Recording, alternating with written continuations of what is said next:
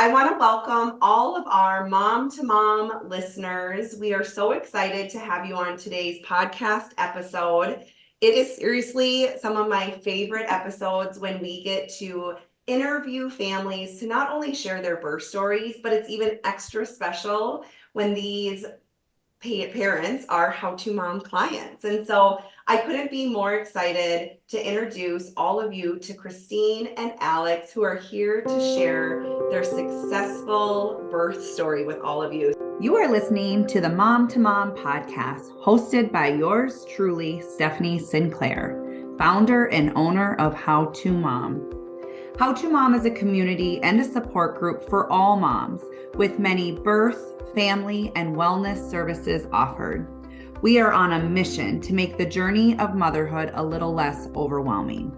With our team of doulas, lactation professionals, and photographers, we spend our days educating families on pregnancy, birth, postpartum, and parenthood. During these episodes, you will hear stories of triumph, heartache, and hope. You will hear time-tested tricks shared by moms and women. You will hear a variety of birth stories that will resonate with all birthing families, advice from professionals who have dedicated their teachings to pregnancy, birth, and mothers. Here you will find encouragement, support, and community, because we are your community, and we are so happy to have you. This podcast is meant to empower women and bring the community together through storytelling and education. Now, on to today's episode. So thanks so much, you two, for being here today and for being willing to share your story, to not only kind of, I don't know, like think back with your doulas, but also to share with community members so that they can have a positive, uplifting, and empowering birth story to kind of help guide them maybe through some choices that they're making today. So thanks so much for joining us, you two. Yeah, happy to be here. Thanks for letting us be on. I think it's quite funny that Alex has always dreamed of being on a podcast, and you'd think he would be like on a fishing or like a hockey podcast, and here he is on like a birth doula podcast. This is true. This is true. I wouldn't have it any other way. No, this is just No, and I'm glad we're starting this. You got to start somewhere, right? Yes. You have to start at the top, Alex, and then go down to the Exactly. That's so great. And I think what's really wonderful too, and what's different with this episode than episodes we've had in the past is, Alex, you are such an incredible partner and father, and you were just really amazing to work with, obviously, in addition to Christine. And it just always really felt like we made such an incredible team to support Christine. And so I love that you're here with us today to share, not only for other moms, but for dad. Like, this could be a really great episode to pass along to your husband and say, hear the perspective from a father and kind of what you went through in preparing for the second birth. So I'm going to let Christine start, if that's all right. And just kind of share some background information. And we are just here to listen. We have things ready in case there's some emotions. And I do want to prep all of the listeners right now that this is definitely an episode you want to grab some tissues for. So take it away, girlfriend. All right, so Alex and I got pregnant in April of 2020. Newlyweds, just bought a house, and the world had completely shut down because of COVID. So our prenatal care consisted of me going into the apartment, appointments by myself, in a mask, Alex sitting in the parking lot, waiting for me to come out every time. Fast forward to 40 weeks and a hospital delivery. Did not go as planned. I was diagnosed with failure to progress at 9.5 centimeters, and ended up having a C-section, which I resented for many, many years. I had to go through actually some kind of birth trauma therapy following that, just because I was kind of so upset how it played out. And it just wasn't the birth that I had envisioned. And I did really needed to process that with someone who could like validate my feelings other than my amazing husband. Or saying like, but your baby's healthy and here. That, yeah, Alex knows that one gets me. I'm like, yes, but my experience matters. And granted, it was COVID, so that was like, once in a lifetime weird time. I feel like it really invalidated like my feelings when people were like, at least you have a healthy baby, at least your baby's not dead. And like just those comments, you're just like, ugh, just don't say that to me. Doesn't help. Following that, we had two more pregnancies, which were both missed miscarriages and resulted in DNC surgeries. So first DNC was pretty hard. We didn't even really know what that meant. And then our third pregnancy, which was ended up being our second DNC, kind of felt like a punch to the gut. It's like you got punched in the stomach and you're getting back up and you just get punched again. And I felt like for a while, like, wow, are we ever gonna give our daughter, a sibling? What's going on? So when we got pregnant, Sorry to sorry, go ahead. No, that's okay. Can you just talk with our listeners about what happened during those miscarriages and even that first birth with your relationship with providers? What changed? Our first provider, I was just the OB that I saw since high school in my hometown, and it was just like I felt like that's just who you go to. Following that birth, I was like, never again. Moved on and wanted a fresh one with our second pregnancy, and that resulted in two losses, and then yeah, jumped to a third provider with our fourth pregnancy, just kind of wanting like a fresh slate and not any like bad juju carried with me, if that makes sense. Yeah, and I think too, a lot of work that we did well before your delivery was that distrust of providers, right? Kind of a lot of things happening, being overlooked, kind of the support that you needed and deserved just wasn't available. And so I think that's a huge part of your story and the work that we did together was, just that feeling of like, can I even trust a provider? Yeah, I had a really hard time trusting any medical provider based on my deliveries and how, one of our DNCs played out. I was just like, I feel like I don't trust anyone besides my husband. Who do I go to? Yeah, I think there was some, and just to piggyback off that too, it's like, you go through the first one with the C-section, and obviously, with us being new parents and that being the first child that we bring into this beautiful, lovely world that we live in, you don't know.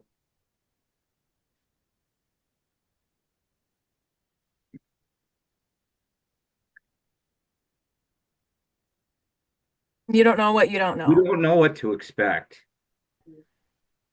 And as the husband and the father, you watch your wife in that operating room and you just wish there was something you could do. And unfortunately, there wasn't. Um, so that was really hard to see and be a part of. Because as the man, you want to be the provider. You're the Protector. you're the household leader, right? You're the protector. So that piece was really tough. And so I think that's where, and I don't know if distrust is the right word to use. I just feel like there were some providers that didn't have the same alignment that we did with pregnancies later on, right? So like with pregnancy 2 and 3, I don't think there was any distrust there. I think it was more just really hard. Emotionally. All we were trying to do was grow our family. And you know, you experience one, and it's the worst feeling ever as a parent. And then with two, you start asking the question, why? And do you think, Alex, through those experiences, do you think the birth trauma from your first delivery played a role kind of in that emotional journey? I think we talk a lot about, well, we're starting to talk more about birth trauma with moms. But I think what's really important and what makes you so strong as a husband and as a dad is how honest you were with Nikki and I about the birth trauma, and you were so open to discussing and working through that so that you could be a really active, present participant in this second delivery. Yeah, I mean, yeah, I mean to talk about the birth trauma of number one, like there was definitely birth trauma there. And obviously the trauma for sure postpartum was heavy on Christine, right? But it also affected me too, you know. Um, am I super grateful that our daughter is here and today happens to be her fourth birthday? Absolutely. Of course. Absolutely. But there's still that, that that trauma piece, I mean, when it all happened, that was super hard to watch. That was super hard to see me not being able to do anything. But then you come home and there's still the postpartum trauma. There's still all the other aspects. You watch, I had to watch my wife struggle, and I was just trying to build her up and do everything I possibly could to help her get through that trauma. Yeah, Um, I think I felt a lot of um like regret or like disappointment even in myself. I was like, "Oh my gosh, all of 2020, everyone was just scrolling on their phones and scrolling on TikTok and Instagram. Everything was closed." I'm like, I had all the time in the world to prep for this birth. And I feel like I didn't. Like I had a birth plan loosely. I kind of know what I wanted. It wasn't anything crazy. And then we got there and I think things went pretty sideways. And I'm like, so I had kind of like a lot of like regret with myself, like, oh my God, I had all the time in the world to prepare for this. We didn't have any other kids. We didn't have a dog. Like, how did I not prepare better? So I think a lot of it was me being hard on myself. Like, I set myself up for this. Are you expecting a baby? We've got you covered here at How to Mom. From childbirth education and comfort measures to postpartum prep, lactation, and newborn 101, our expert-led courses gives you the confidence you need every step of the way. Plus, don't miss our free email series and our must-have Preparing for Pregnancy course. Because when you're informed, you're empowered. Sign up today and feel prepared for birth, baby, and beyond. Learn more at howtomom.com. Well, and I think a lot of women and families feel that way, right? Either you don't know what you don't know, or you Totally. almost want to be naive of like, I'm just going to go into it. I don't want to have too strict of a plan because I want to be flexible. But that doesn't mean, right, that we can't have the education, we can't have the support and the preparation. So do you feel like that was a big reason why you knew with this delivery you wanted the support of a birth doula? Absolutely. We just knew that we wanted someone who could, be on just, a nurse line that you can call and maybe get a call back in 24 hours. I wanted someone that, I could text and say like, "Hey, this is, what our family's going through right now. This is, hey, this is what I'm physically going through. Like what can we do at home to prepare? Hey, this is my birth plan. Can I, preferences, like, can I bounce these ideas off of you?" Like someone that could just listen to us.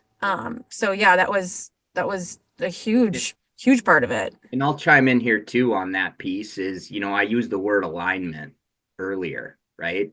We wanted we wanted someone that we knew that would align with what we were looking for, with the birth that, you know, we again, it like there's a lot of things that can happen, and we both my wife and I understand that, but finding someone that you can align with that is going to support you 100%. And we knew, like, after meeting both of you, I'll never forget, I was like, these two are it. These two are it, Christine. Like, there's no one else that I need to talk to. You just know in your heart Mhm. that that alignment was there after meeting and talking to the both of you. I think we prayed on it too. Yes, we did. I I remember think, talking to you about that, Christine, when we first met. And I do think there is a big part of that, right? We often say, like, as cliche as it sounds, it's like when you know the dress is the dress for your wedding, like there's no totally. question. I often say that, like, I want you to feel like, oh my gosh, my gut is telling me, like, I could not envision moving forward without working with this doula. But can both of you speak in terms of, like, because I know that you did do some interviewing, and of course it's going to Yep. look different for every family, right? Because of that alignment piece that Alex is talking about. But can you both speak to what were some reasons why you decided to move forward with the doula and why you decided to work with How to Mom? Yeah, I mean, I think I led the interviews. Why did we decide to use a doula? Kind of like the three branches, the physical support, emotional support, and mental support. We just really wanted those areas covered, and I know nurses and OBs can't provide all of those fully. So we knew we wanted extra care going into this, and with our two losses leading up to our fourth pregnancy, we had a lot of time to think. So we knew we wanted a doula. I had interviewed a handful of them, and well, one, yeah, like you said, when the dress fits, it fits. But also, it was really nice knowing that birth is wild. Like, what if we had our son on the side of the road or you were at another birth? It was so nice to know that you had a whole team below you or next to you, so that, if something were crazy to happen with you guys, that whoever would show up for us, if that ever happened, they would know exactly what we wanted, exactly what we needed. They would know, they would be brought up to speed on everything.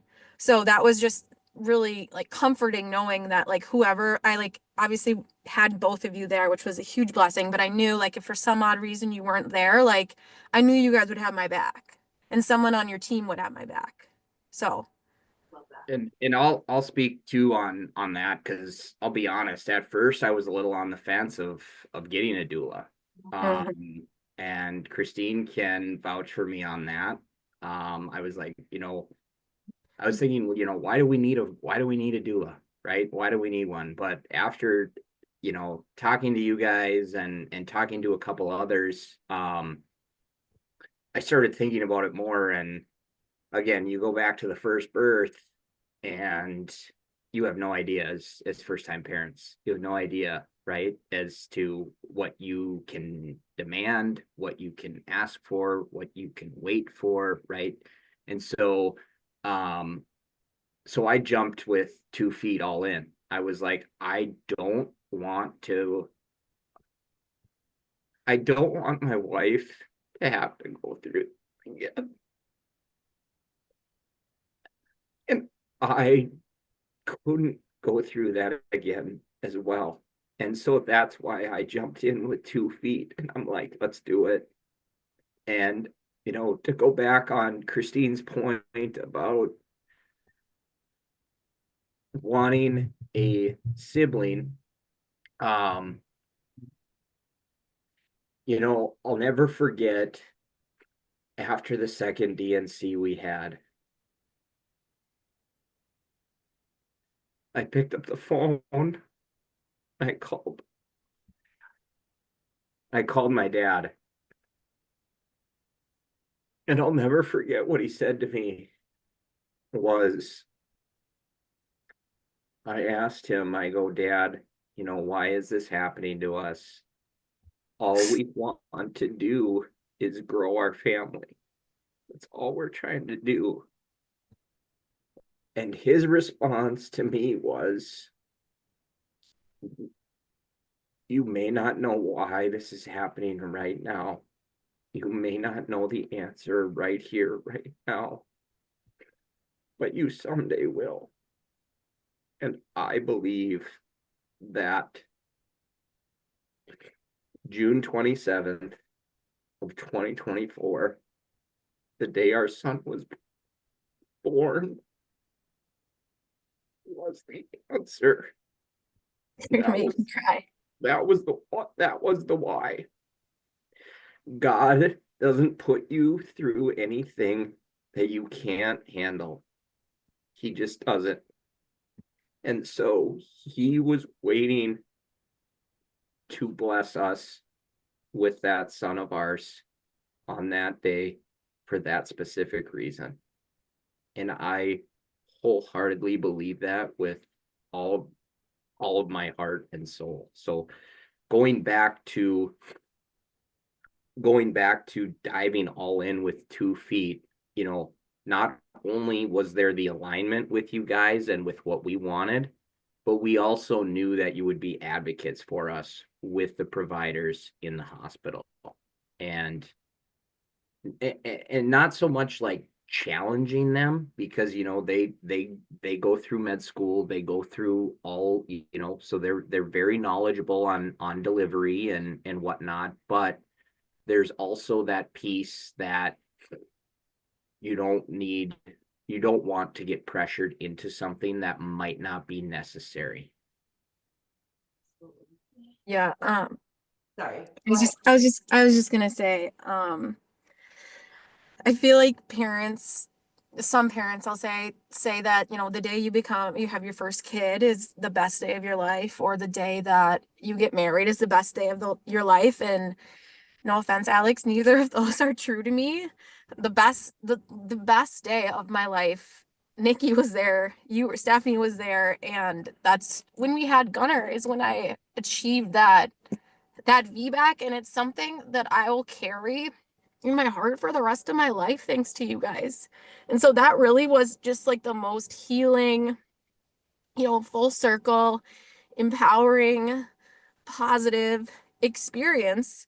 And we can talk about the birth, and the doctor that was there said it wouldn't have happened without you guys. So I will forever be grateful for the both of you for giving me the best day of my life. How are we supposed to keep going? I don't even know.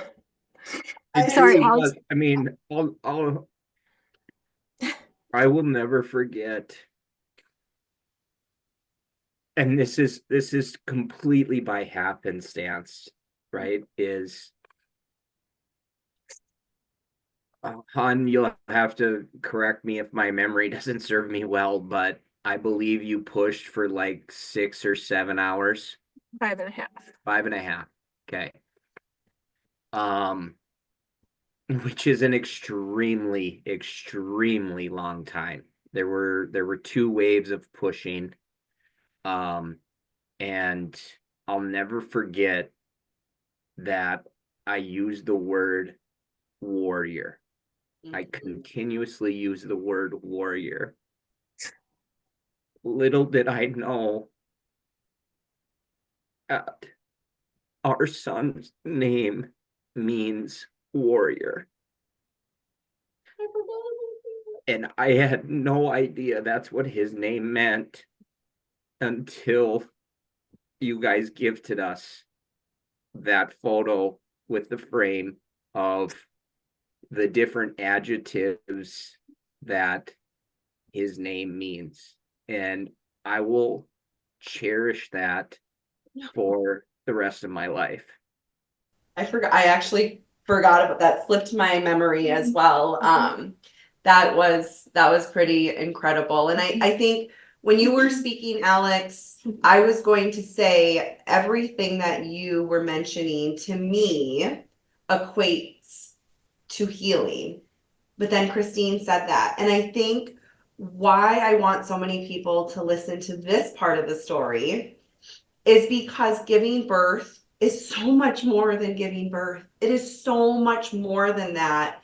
And the fact that both of you could speak to what that day mentally and emotionally meant and did for you it's incredible. And people don't hold enough space for what those days can do and what that can form and create in our family and with our family dynamics and us as individuals. So thank you so much for sharing that. I think that's like such a huge part of this story. But for our listeners who don't know, because we've been just kind of going through memories, Christine was going for a VBAC with her second delivery, which Yes, I'm sorry if I didn't mention that. that's okay. It was, and just for those of you who don't know, that is a vaginal birth after a cesarean. And there are some providers who, really support and have the knowledge and true hands-on experience to support that type of birth. And there are providers who don't. They may, state that they're supportive of VBACs, but picking a provider is so important in general, but specifically when you are attempting a VBAC like Christine and Alex were attempting. And so let's talk a little bit about why selection of provider and facility is so important. But then I would love to just sit back and hear this story of what this birth was like so people can understand, like, what was the reason behind the pushing for 5.5 hours? Why is that unheard of for a lot of people? And how kind of the team that you had surrounding you, how we were able to support, and I just love saying this, a successful, beautiful, empowering vaginal birth after cesarean. Ah. Total redemption. So yeah, so our fourth pregnancy, I had switched now to my third provider. And at that point, my family's like, you are bouncing all around. Your medical chart probably looks like you're crazy. And I'm like, I don't care what people think. I think around, so I was seeing a midwife group, through, an OB clinic here in the Twin Cities. And, around 20 weeks, they got a little jumpy on me and were kind of backpedaling about, oh, we don't know if you can do a VBAC. We don't have your pre-pregnancy weight because you were at a different clinic right when this started.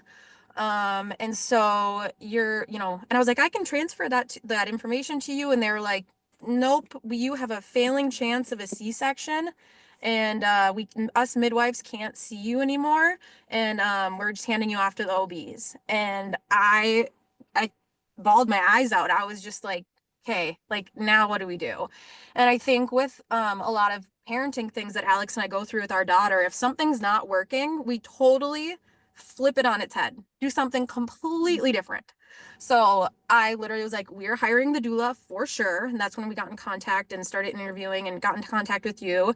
And then I'm forever grateful that you guys put us in contact with a family doctor, which is, not something I'm familiar with. I think maybe Alex is growing up in a small town in North Dakota, but me coming from Edina, I just thought you just go to the OB. Like, I don't know. So, I did get some pushback from friends and family regarding that. They're like, people would literally ask me, is what you're doing safe, working with a doula and a family medicine doctor? And I'm like, yes, of course it's safe. I was like, just watch me, just watch me. Well, I think a lot of people too, and maybe listeners don't know that that is a huge role, and that is something that a doula can do to support you. Is your doulas, wherever you live, are in the hospital setting. We see all the behind the scenes. We work with multiple providers, and not only how they treat during prenatal, but like how they treat in the labor space. And so that can be a huge thing when you hire a doula, is saying like, is this provider the right provider for me? And does this provider align and support what our preferences are? And if not, and in your case, we were like, these are what we call red flags. And we need to find a provider who supports what your wishes are. And I'm so glad we were able to do that. And I've got a couple comments. I can add a couple comments really quick. So when, like Christine mentioned, we got kicked out of midwifery. And I think that was is that how you say it? I love it. You can say it like that. That's fine. Okay. We did get kicked out. Yeah. I was like, I love sobbing. Yeah, so I I mean, love they it. maybe kicked out's the wrong word. We were Oh, no no way. longer accepted by midwifery. And I think that was the straw that broke the camel's back for us, truly. And Christine mentioned it, she was getting some pushback from family and friends about, having a family medicine doctor. Um, Personally, I can say that I was not delivered by a family medicine doc, but some of my siblings were. And so my mom used a family medicine doctor for, I believe, all three of my sisters. And my mom too had a cesarean, and then her previous two were VBAC as well after that. So, but yeah, so just like going to the, if for people listening, like family medicine doctors, do not rule them out, because the one that we found The one was, that they got us into. yes, yes, yeah, that's true. The one that you guys got us into, yes, I should preface that. The one that you guys got us into was truly, truly, truly incredible. Just an incredible human being. The alignment was there, the trust was there. I mean, he too was the advocate that, that we wanted and we needed with this fourth pregnancy. And I think it helped that, our provider had such high regard and high respect for you, Stephanie. Like you've worked with him for so long. So in my prenatal care appointments, I could say, hey, Stephanie talked to me about, you know, eating dates and drinking raspberry leaf tea, like, what do you think about that? Or like, I could just say, and he's like, yep, trust Stephanie, do it. Like, so it was nice to have like two different resources, if that makes sense. And having a medical provider, I know you guys are medical providers, but our doctor, trust our doula, was just kind of like dream team scenario for us. Which is what it should be Right, always. right. But yes, absolutely. And so yeah, I think going, first prenatal appointment, you're sitting in there and you're in a family clinic and there's a bunch of dudes there and you're like, this isn't a prenatal appointment. Like usually you're just at the OB with a bunch of women. Like it kind of like took a little bit for me. Um, and then I think it really clicked for me when I filled out the birth plan preference, as what you sent us so many resources. I had pretty thorough answers on a lot of my questions. But he at that appointment had it printed out and he went through it, line item by line item, talked about it, answered questions. And it was thanks to you guys because you had questions, which I filled out and then, he was aware of. And then, what was even better is when we got to the hospital, the nursing staff had my birth plan there printed out in our room, which I was like mind blown. I was like, I don't know if that was you guys or our doctor, but I was like, wow, that they were already up to speed. That was That they were already up to speed on kind of like our preferences and expectations, which weren't like crazy, but we They did also have knew things who that we wanted to who the achieve. provider was, so they were like, we know how he rolls. Yes. So yeah, I mean, and going off the birth plan, it was really nice to have resources to read. I didn't do any kind of like physical preparation during COVID, just because, I mean, heck, I would go to Target to walk. I couldn't even go walk at the mall. The gyms were closed. So it was nice, with this pregnancy, I'm working on a lifetime and I'm doing these. Alex is helping me with these inversions that you guys taught us to do. And, we're learning and evolving and growing and doing things that you guys recommended. So that was, super helpful. Able to be an active participant, which Yeah. feels, regardless of how deliveries go for our listeners, when you're an active participant, that really helps when you look back at the experience to say, like, we did all these things, we tried all these things, we were informed of all these things. It can really change how we view that experience. So let's not go to June 27th quite yet, but let's Okay. go to June 26th. And just so everybody knows, I feel so honored because their son shares a birthday with my oldest daughter. So Christine and I have given birth on the same day in the same facility. That's true. It's So- just, it's all of that, like the stars We aligning, did. everything we prayed for, like it just all lined up. It was pretty special. So let's talk our listeners through kind of where you were at in your pregnancy, how labor began, and when we decided to make our way to, Yeah. and just so people know too, with family docs, not always, and not in this circumstance, but most family docs go on call for their individual patients, meaning they don't have like a rotating schedule. And it's not a different doctor on any given day. It's usually that family doc goes on call specifically for their patients. And so this provider, that is usually the case. He very seldom takes time away. She happened to go into labor when he was away. But I actually think it was this really cool blessing. And again, where all the stars align because we got to work with another really incredible provider, which helped, Nikki and I in our line of work. But I also really think she was the right person to be there that day. And we'll talk about that. But just so everybody knows, Yeah. our listeners, that is a really special thing when it comes to family doc. Yeah. So take us to June 26th Yeah. of last You Well, want to start? You Yeah, want to I'll start say in the something morning? that's kind of funny. Yeah, let me see. Yeah, start in the So morning. I'm feeling weird. I know you guys don't do TMI, like no, there's no TMI with you guys, but like there's some stuff coming out. I'm just feeling weird. I think I have a pretty high pain tolerance, and I was like, I don't feel good. So meanwhile, we have a Home Depot carpet delivery. That's Oh, right. go before. Yeah, No, wait. Time out. Before that, though, June 26th, my manager for my job is in town, and we had a full day of meetings scheduled that morning and that whole day. And so I had to preface to him that I might have to, bow out early of some of these meetings because Christine could go any day. Because what was your official due date again? I July 2nd? think July 2nd. So I mean, I was 39 weeks baked in a couple days. Like Yeah. it was, And our time. daughter went a little early too. So I was like, I gotta keep my phone on loud ring, all of this. Well, I'm just gonna start off by saying I went to a few of my morning meetings, and then it was like right before lunchtime, I get this call from Christine.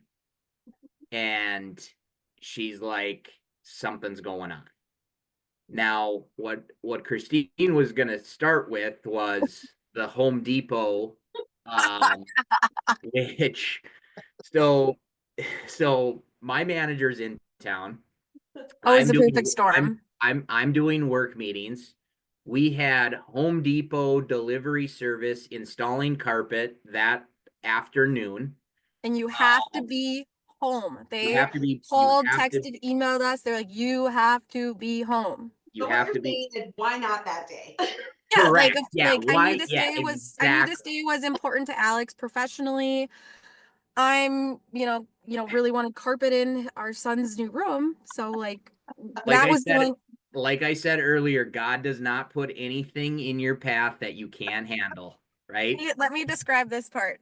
So I call Alex, he comes home from meetings. I felt so guilty, but I was like, I think it's time. Also, our provider is literally on the other side of the Twin Cities. So we were like, okay, it's inching up on like rush hour in the afternoon. Like, I think we gotta go. So these two gentlemen who are installing our carpet, are English isn't their first language. So Yeah, Alex is like, broken English. Alex is pointing at my belly and he's like, we really have to go. Like, baby, we're leaving. And they're like, okay. And so I'm packing my bag. Alex is running door to door in our neighborhood trying to find a neighbor who's home and available to watch these two strangers in our home, right? So I'm just teeing this up. Like it's so funny looking back on Alex is in a full sweat going from door to door in our neighborhood, just trying to find someone who can just kind of like keep an eye on our home with two strangers in it. Yeah, we just need a body. Anyone. Yeah, we're painting the picture for all the listeners out there right now. So not important to doula stuff, but yeah, No, it was just it's a part of the story. Yeah. It's amazing. funny leading up. So we get to triage. I'm in so much pain. And they're like, you're 1 centimeter. And I'm like, no, I'm not. Like, there's no way. There's no way. They're like, you're 1 centimeter. We didn't know if we wanted to stay. My provider, of course, was gone, which he did tell me right when he accepted me as a patient. But I was just like, of course.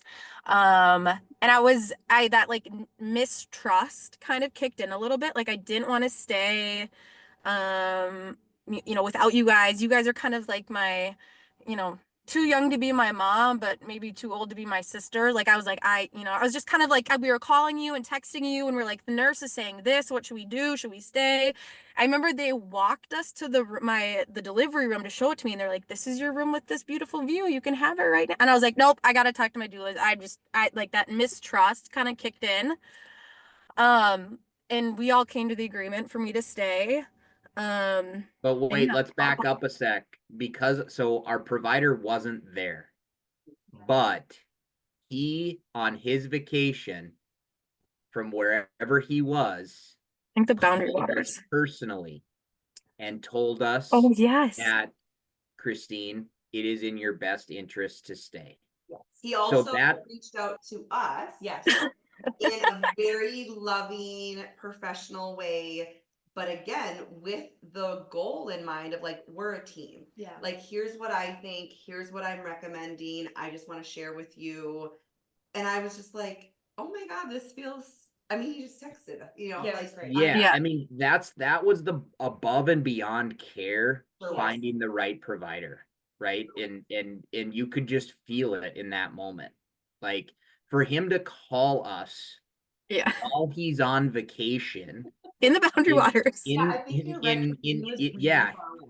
the boundary waters where there's hardly any cell phone service. He was I don't probably know. like on top of a rock, like Yeah, like who knows how he got reception, Yeah, but seriously. he figured out a way and made that phone call.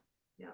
And know, I think that's when like Stephanie and Nikki prepped me for this. They're like, you got to take your walls down. They told me that through pregnancy, you got to trust. And I was like, okay, they're okay with me staying. Dr. Dick called me and I kind of felt like I was like being scolded by my dad or something. And I'm like, okay, like, walls come down, we'll settle in. But like, I remember like the nurse walking us and like, this is your room. And I was like, nope, I'm not entering it. I can't commit to this right now. Like I was that nervous.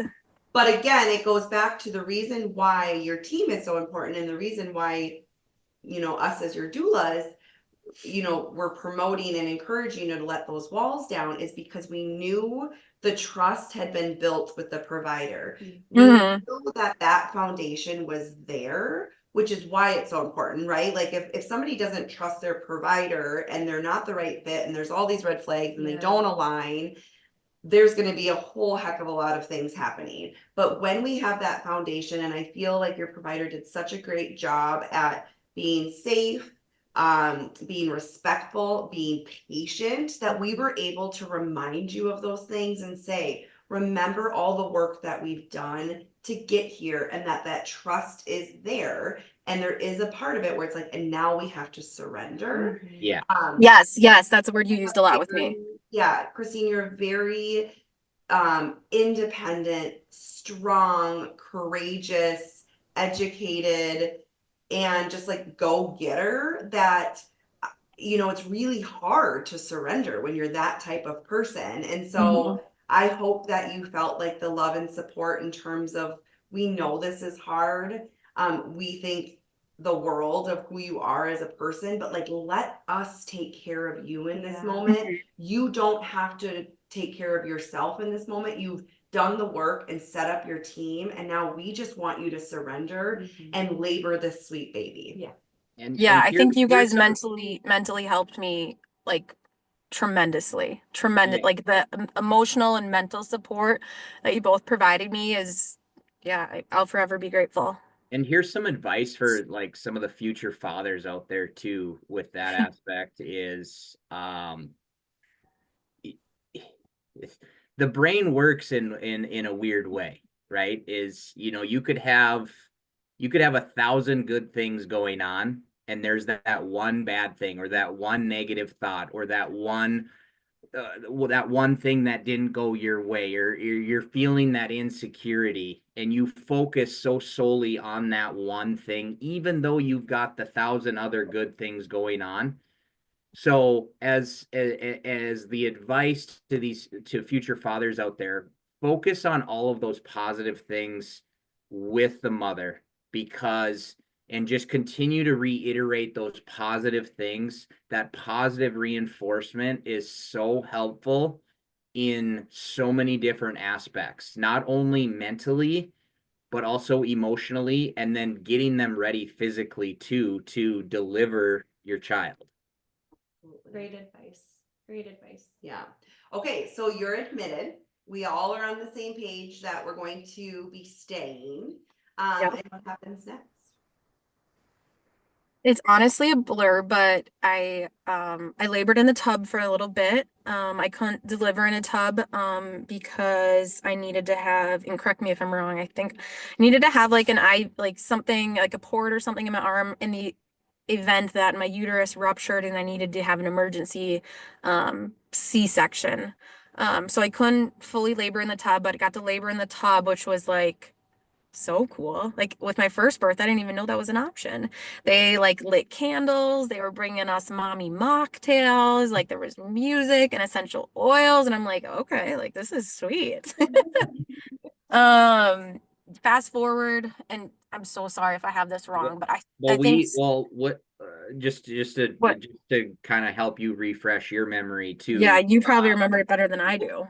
When did we meet the provider that was going to deliver our son? Was that later? That probably would have been later on. Yeah, Okay, all yeah. right. So continue. Sorry. I'm pretty sure, Stephanie, you came in when I was getting the epidural. Yeah. And I just, um, there was like a tense moment between me and the anesthesiologist. Um, and you're hunched over on the bed, and I like remember looking up and seeing you, and you were holding my hand, and I was just like, thank God, like, thank God you're here.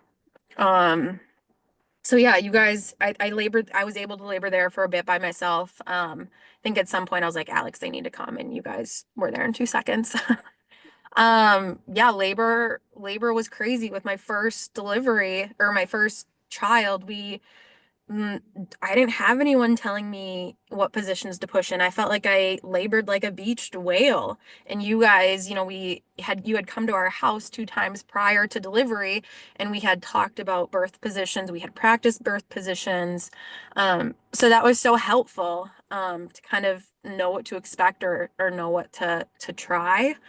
Um, yeah, I'll pause there. Listeners know too, before we meet in person for the birth, we are in constant communication, right? And so Mhm. what I think was really helpful too is that like Alex, you were doing a really great job at taking care of yourself through this as well, which we had talked about, of like maybe stepping out, giving us a call, asking for reassurance. When Nikki and I got there, it was perfect timing where I was able to be with Christine during the epidural, and Nikki was able to allow space for Alex to like decompress and talk things through. And so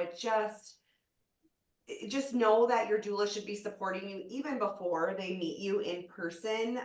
But it did just feel like we were all like at home when we all got Yeah. together. And I can even chime in too. Like I like, and I'm gonna backtrack a little bit, but then I'll get us back to where we were. There were certain things that happened throughout Christine's pregnancy, right? Like and I don't need to get into too many details, but I just recall that anytime there was that little slight scare, right? Because you experienced the two DNCs, Yeah. you're just so you get so scared, you get so fearful that, okay, is this going to happen again? Is this going to happen a third time, right? And so I just remember Christine would always just like be able to text you guys, hey, is this normal? And like your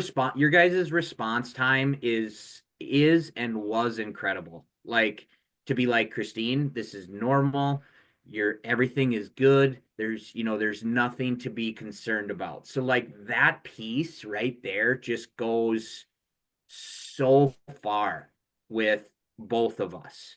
Um, but and so I tie that in because as we, get back to our delivery room or whatever, you get your epidural and then I don't know. I mean, it's a blur for me. I mean, there's some details that I remember throughout, but um yeah, I mean, we obviously met our new provider, right? I was gonna You know, say, probably like, shortly. Christine was a little bit more comfortable, which I think was such an appropriate time for that provider too, with how they timed it. Perfect timing. She came in and I think too what I want to let our listeners know with all birth, but specifically with a VBAC, understanding and defining your why is so important. Because Totally. even though I think Christine would recall this experience as empowering overall, that doesn't mean that there weren't moments of defeat or maybe uncertainty or are we going to do this? Can I do this? Especially getting checked and being told you're a one and all of these things that come up because birth is unpredictable. But why we speak so much in detail about your why is not only for your sake, but also for us as your doula to say, like, I know you're feeling this right now. I know this feels like a lot, but I want you to remember your why. And it almost gives you that boost of energy, that like fire underneath your butt to say, like, we are doing this. Like, you are safe, baby is safe, everyone is looking good. We just need to be strategic or like because we're humans too. I remember, Nikki and I taking a break and going down and getting something to eat and saying like, all right, we got to refresh. We got to go back to the drawing board. We got to be strategic about positioning. And it just, everybody should have a team, right? And not necessarily to like boast, Nikki and I, although it feels very good. And it's beautiful. Own it, girl. It's amazing to hear your guys' words and it means the world to us. It makes our day, it makes our week, it makes our year. But I think it's just so important to talk about like all the details that go into it, right? Like, yes, that successful VBAC was incredible in that moment that he was born, but there's so much more that goes into it, which is why that moment is so sweet, right? And so Yeah, I think too, like, and I want to preface this, Han, really quick before, and then I'll let you talk, is the why was so important, right? Like going in, our why, like our why was VBAC. It was VBAC or bust, right? Like that was the mindset that we had. Yeah. It was VBAC or bust. And which plays a huge role. Yes. for sure it does, for sure, because I remember when we first met the provider and I had the conversation with her about we are doing a VBAC. And she goes, I 100% support you on that. She did say though, however, if there is a complication along the way, we will or we may have to look at a possible another C-section as a last resort. So I preface that because as a successful VBAC that we did have, we had to change our mindset a little bit after having that conversation with her initially because and we understood that after having that talk is like, yeah, we get that, right? We understand, but we are going to exhaust all options before before we go down that C-section path. Yeah. I Yeah. think we all manifested Yeah. this positive VBAC, and sometimes in the medical world, they also use an acronym called TOLAC, which Mhm. is trial of labor after cesarean. And even though that's a medical term, let's just talk about how that makes us feel. Like what the difference is when you're looked at as a patient and a person and a human and a mom, and you walk in, you're like, I'm having a VBAC versus I'm going for a TOLAC. It's like just that manifestation and just like the intention behind how we approached this mattered. That doesn't mean that we wouldn't have surrendered if there would have been a medical need, Totally. but it wasn't like we're attempting a VBAC. We were all like, we're having a VBAC today. Yes. Like, Yeah, are you on board? Yeah, I remember being like, if this doesn't work, like we'll do a C-section. And you were like, Chris, like, don't even say that. You're like, don't even say Right. that. Like, Right. it's known. Don't even say that. Like, Yeah. we're having a VBAC. That's what's happening. Yeah. And you kept me so mentally aligned. I remember at one point in labor, I can't remember what I asked, but I didn't even they didn't even let me push with our daughter. And so I asked you some question like, okay, what happens when this happens? And it was something that, maybe happens farther down the road in labor. And you were like, Christine, that is way down the road. Like, focus on what's ahead of you right now, or these pushes or whatever I was questioning you about. And you're like, we're not there. We're just going to worry about this next step. And that's all you need to do.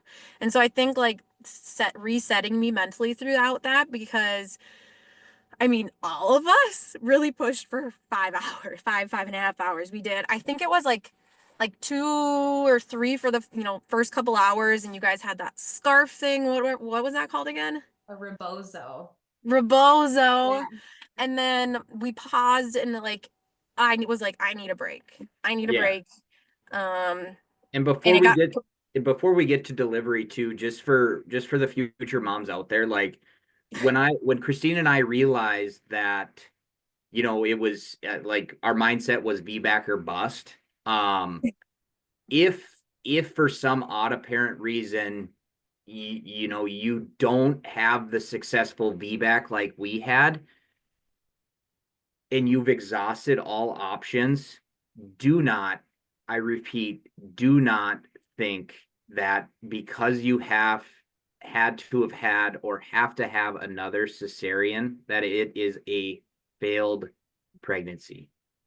yeah. It is not a failed pregnancy at all. If you have exhausted all options, then you have tried everything in your power with your providers and with your doulas, and you can take that breath of fresh air knowing that mentally.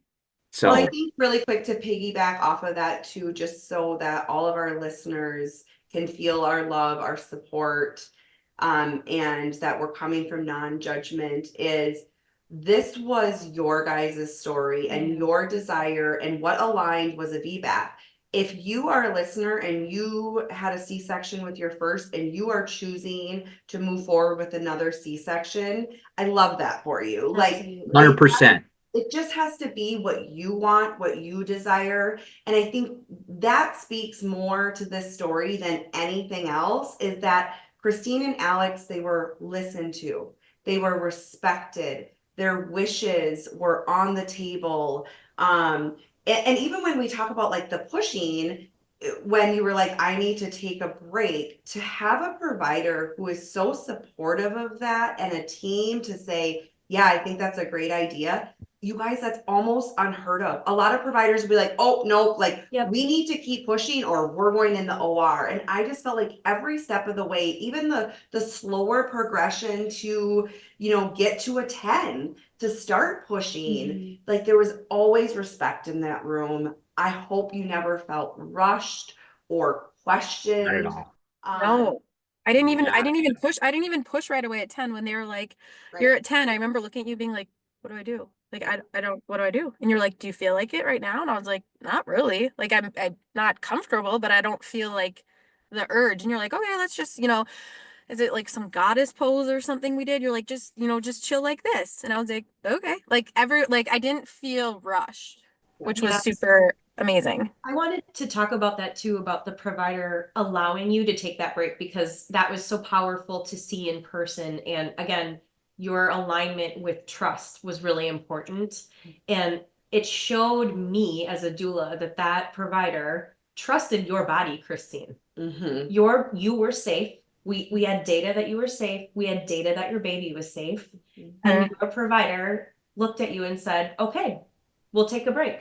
Yeah. And it was and I hope that you felt that too, that in your own body, because I think prior to that, you felt that you couldn't trust your own body or your own instincts for quite some time. And so to Yeah. have somebody that you just met that day Yeah. literally look at you and say, I trust, without saying it, right? Like, I trust your Right. body is doing exactly what it's supposed to do, and you're just fine.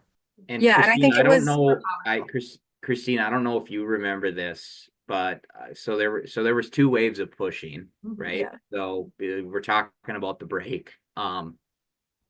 And whether I think the first wave was 3 hours of pushing Okay. and something like that. And I'll never forget the doctor gave me that look. And It's I pretty knew emotional. I knew what that look meant. And that look she gave me, she was leaning towards the OR again. And I said to her, I said, can we try, can we please try avoid another cesarean? And so she went to the charts. Christine, she asked how you were doing. She checked your vitals, obviously on the machine. She checked baby's vitals, with all the monitors that they have hooked up, and there was no complications. Your heartbeat, your blood pressure were all good. His heartbeat was totally fine. And there was no after she reviewed all of that, she came back and she goes, we don't have to go to the OR right now as long as your wife wants to continue to push. Yeah. And And and so and then, back to my why, why did I not want to go to the OR? Because in my opinion, I had an unnecessary C-section. And I had two D&Cs. So I remember crying, I think, to my brother, and he was like, why do you want this so bad? And I was like, because every pregnancy I've had has ended in an operation room. And I know I can do this, even though my first provider said I would never have a vaginal birth. She said, your hips are too small. You will never vaginally deliver. She said that to me. And I believed it at the time. And then, two surgeries later, I was like, I can do this. I can do this. I just need to have the right people who support our why. I don't want this, and obviously no hate towards anyone who loved C-sections. I was just like with two D&Cs, behind me too. I was just like, I want, beautiful, healthy baby to be born vaginally. Like that was what I wanted. and for the future fathers out there, just so you all know that pushing for 3 hours is like doing an Ironman, like literally an Ironman. And if you don't know what that is, go look it up. But it is rigorous. So it was just insane. So I remember the doc saying, okay, contractions are now starting to be further apart, right? So that's when we took the break. I think the break was maybe an hour to an hour and a half, something like that. And then correct me if I'm wrong, but I believe, Christine, you had to get Pitocin to get the contractions closer together so you could start Yeah, and that's again. something that we had talked about before in the birth plan. Like, hey, what are pros, cons of this? And you guys were just really helpful in providing us research that wasn't one way or the other. You're like, hey, this is, here's risks and here's benefits, and whatever you guys do, we support, which was super nice to not feel that pressure from you guys, that you guys are on one end of the spectrum or the other. You guys were just like, this is the research and whatever you want to do. And I think I was a little nervous about Pitocin because I feel like that's how I maybe ended up with a C-section. But I think one of you guys encouraged me to do it, and I'm super glad we did because I think my contractions picked back up. Well, I think that was the only way to get the contractions back closer together, or to get them close enough for you to do that second wave of pushing. Well, Mhm. and not only close enough together, because we know sometimes an epidural can slow our contractions or make them, pace a little bit, or space out a little bit too far. But what can happen too, because it was a longer labor, your uterus is a muscle, right? So, like Yeah. any muscle, it can become fatigued after doing so much work, not only during the labor, but then an additional 3 hours of pushing.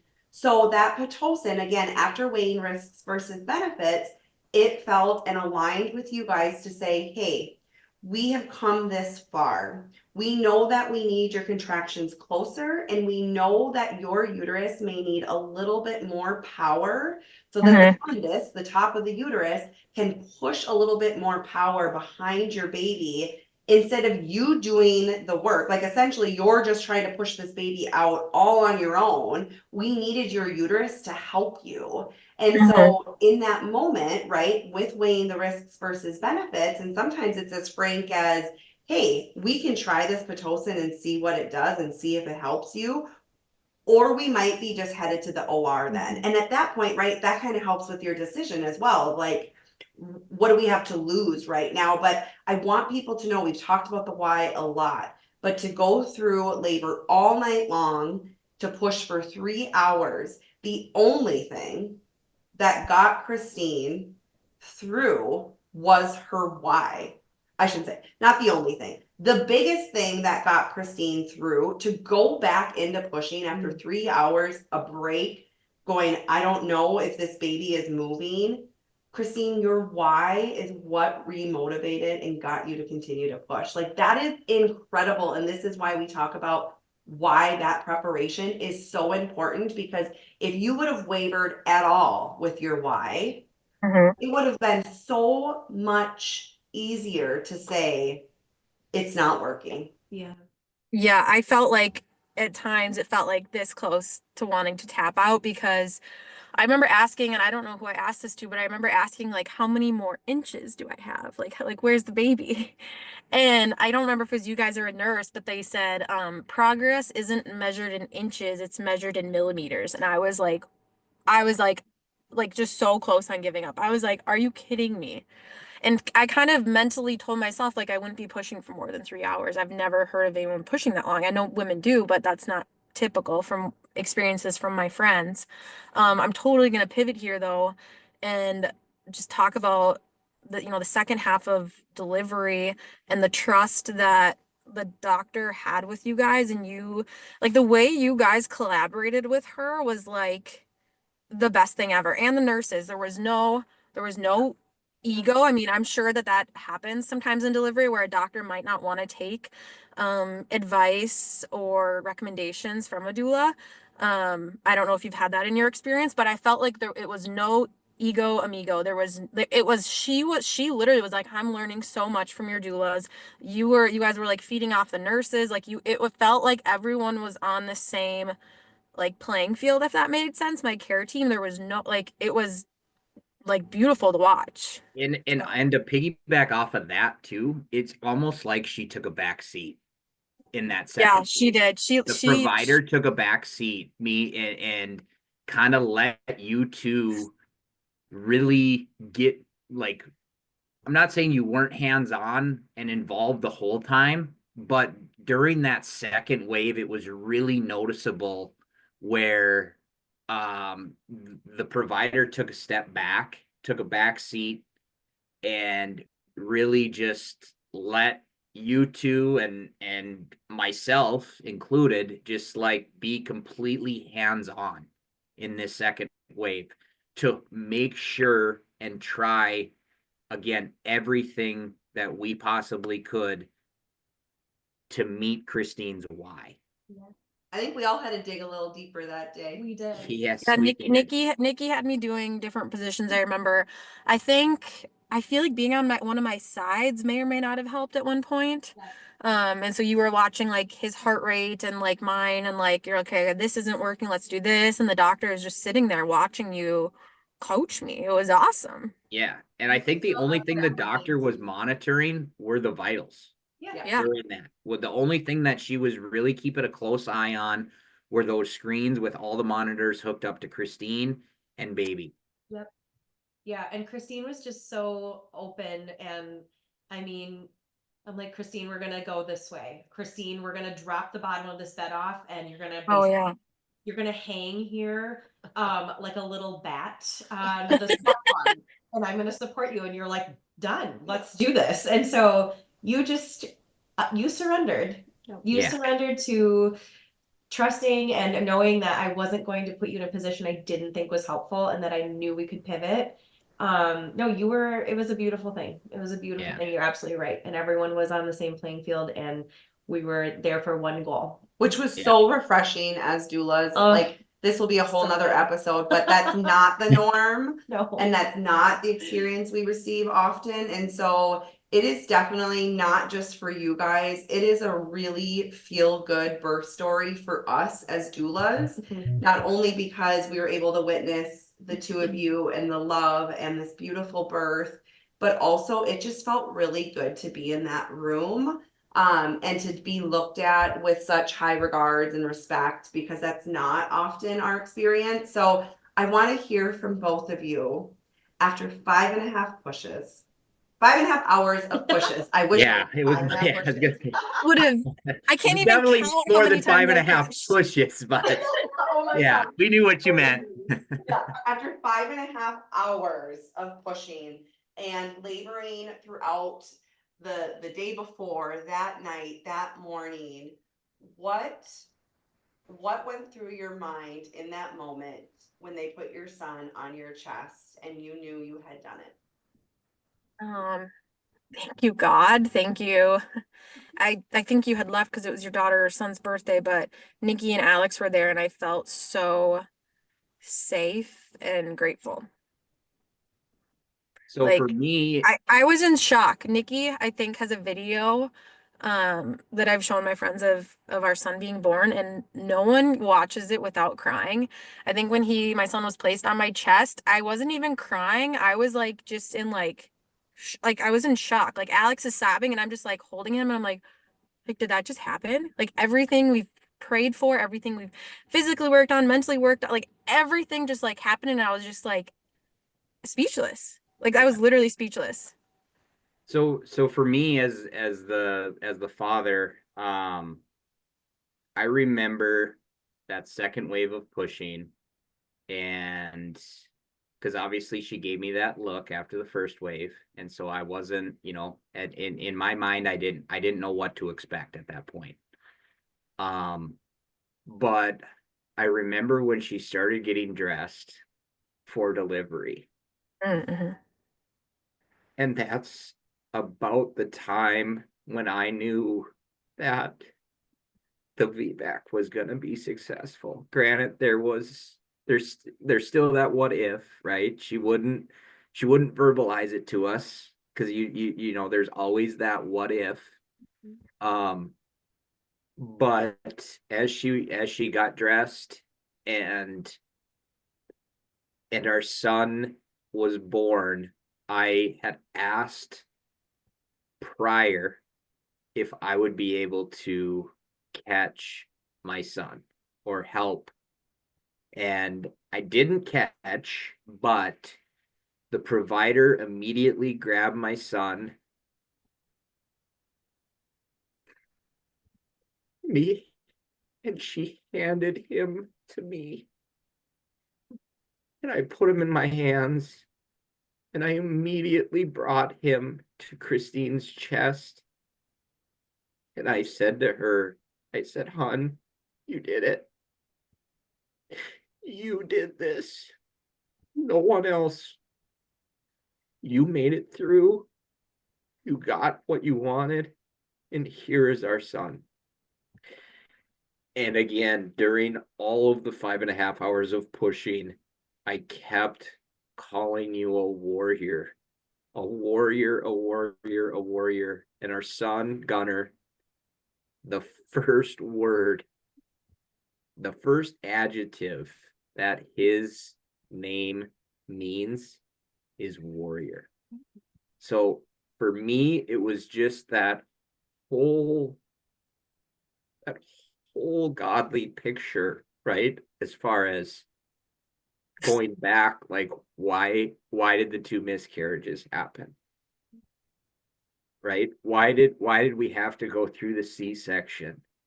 Right? And then all of a sudden, this gift from God, a child of God, is placed in my hands, and I get to put it on my wife's chest. Like that right there is the why. Is the why all of the previous stuff for us happened. Yeah, you guys really gifted us in for me, like I said, like the best day of my life, the most healing day of my life, the most empowering day of my life. I think it really like closed the loop on like the birth trauma I had. I feel like, you know, you can only do so much therapy, but I feel like then to vaginally deliver him successfully, I feel like it like healed that wound in my heart that I still carried a little bit. Um, and yeah, we couldn't have done it without you guys all. You know, I mean, you guys were the positions and the whatever that rap is called again, and like you guys moving me and encouraging me, and like all of that. And Alex, it literally was a group effort. It was Yeah. a team effort to get our son out. And the last thing that I will say, and then we can turn it back over to you two, is, after the dust kind of settled a little bit, and Christine is getting all the love and comfort with her son, or I should say our son. The doctor came back to check on us to see how everything is going, how we're doing. She goes, Christine, how are you doing? Dad, how are you doing? I said, we're doing great. And she looked at me in the eyes. I can't remember if it was me or you, Christine, but she literally made, this is verbatim, word for word. She goes, you would not have had a vaginal birth had it not been for your doulas. Mm. And I am forever grateful for that. Forever grateful, because the experiences that we went through were so hard. They were so hard. I knew we could get through them, but they were difficult. And so that comment just like was the cherry on top of this whole experience. This whole experience was the cherry on top for her to say verbatim, you guys would not have had a vaginal birth had it not been for your doulas. And then I remember, I think the provider and or the nurse was getting like Nikki's like cell phone number or something. Do you remember that? Yeah. Like it was just everyone just like loved each other, and like Yeah, we all made it happen together. Yeah. it was our mir- I mean he my, our, I mean every birth is a miracle. I true wholeheartedly believe that, but like for us, like it just seemed like a little bit of a different miracle, the birth of our son. So Do you also remember who called you after? Yes, I was gonna get there. So are you talking about my mom or the provider? no, The provider? provider. So the provider, you know, like we said, he attends every single birth. And of course, I went a few days early. And so I didn't have the provider that I had stuck in my mind. I had a stranger walk into the room. Anyways, I don't know how long it was after our son was born.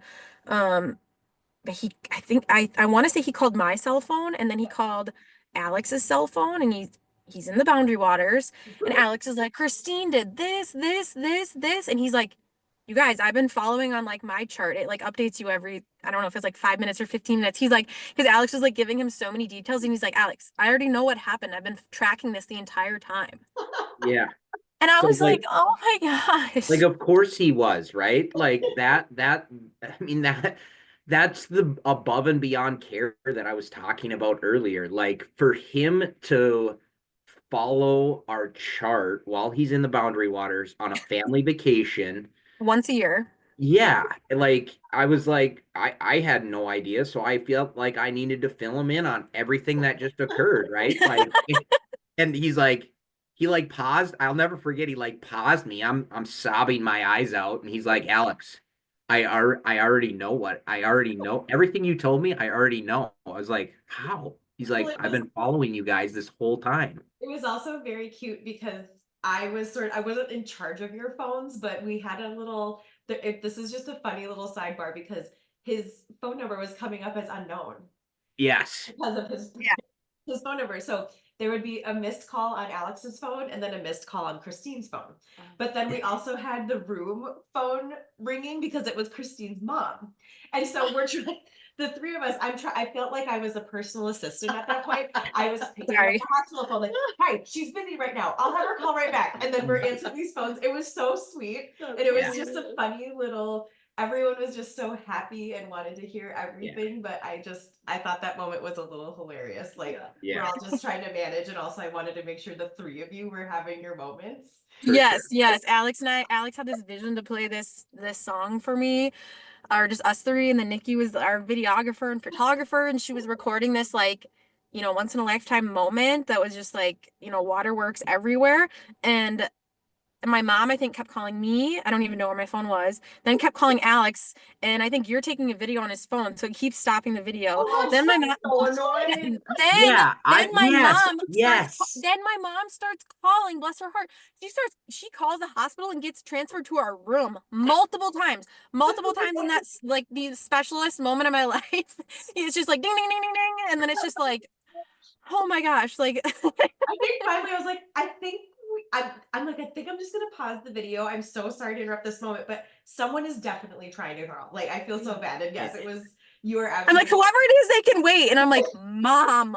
Wait, I remember the song that I remember the song that was played for myself. It was "You Will Always Be My Son" by Anthem Lights. Yes. What, Christine, do you remember the song? Yours? No. I do. There was What like is two it? special songs. What was this? It was A New Day, right? By Celine Dion. Yes. Oh, Oh, By Celine Dion. Yes. and it was just like, what was supposed to be this like special. We laugh about it now. It was Yeah. just this like, Nikki, you were like sobbing as we're just like sitting there with our son, and the hospital phone keeps ringing, and I'm like, apologies if Mom. I'm like ugly crying on that video, like I'm shaking, like so yeah, it was sorry about that. Well, Oh, some of those like most special moments, they also come with like real life moments. Correct. But I will say that not only obviously did this provider call to congratulate you, he also texted and congratulated us, Yeah. which absolutely there was so much love in that room. It almost, I can say the closest thing that I've been to is obviously the birth of my own children, of feeling like I wasn't even necessarily here on earth. I was in this other place. And it felt like that day in that room. And I think everybody felt it and everybody got a high from it. And it's because you guys trusted and welcomed us into that space. And we just feel like so honored to have been able to meet you guys, to work with you, and to support you. And I know the listeners today are, just as honored and feel just as lucky to have heard this story. So thank you both so much for being on. Yeah, Yeah, thank thanks. you guys. Yeah, thanks for having us. I mean, not only have you guys turned into our doulas, but you guys have turned into our friends. Well, we feel So, the same way. We do, and we feel very, very yeah. lucky. And So, yeah, that we was feel just very, the very beginning. honored to have been asked to do this with you guys. Well, thank you so much. I am going to end the recording, and I just want to thank all of our listeners for being here today. And thanks again to our guests for sharing their beautiful birth story. Thanks, you guys. All right, you guys, that is it for today's episode. I hope you enjoyed. If so, please subscribe to our podcast, comment, share, give us feedback. We'd love to hear from you. Thank you so much for taking time out of your day to listen, and we will see you next time.